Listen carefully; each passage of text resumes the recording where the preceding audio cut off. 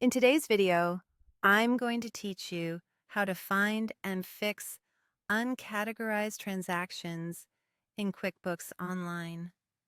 Uncategorized transactions can throw off your profit and loss and make tax time harder than it needs to be, so taking a few minutes to review and assign them properly is worth it. I'll walk you through 2 quick ways to find them, how to correct each entry, and how to confirm your reports are clean when you're done.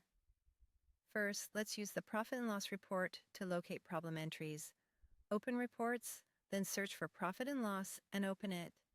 Set the report period to the time frame you want to review, such as last month, last quarter, or year to date. Now scan the report for accounts named uncategorized expense, uncategorized income, or uncategorized asset. If you see a dollar amount next to any of those, click it to drill down into the detailed list of transactions.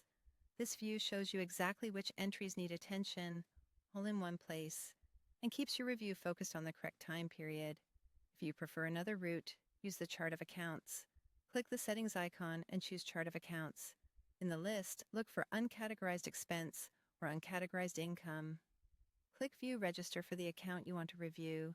You'll see a running list of transactions assigned to that uncategorized account, which makes it easy to open and fix them one by one.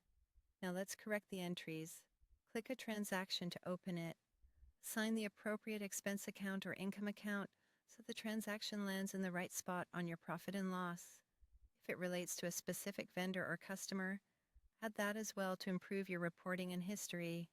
When you're confident it's correct, click Save. Repeat this process for each uncategorized transaction until the list is clear. When you're finished, go back to Reports and run the profit and loss again for the same period. Confirm that the uncategorized accounts now show a zero balance, or only entries you know are valid and intentional.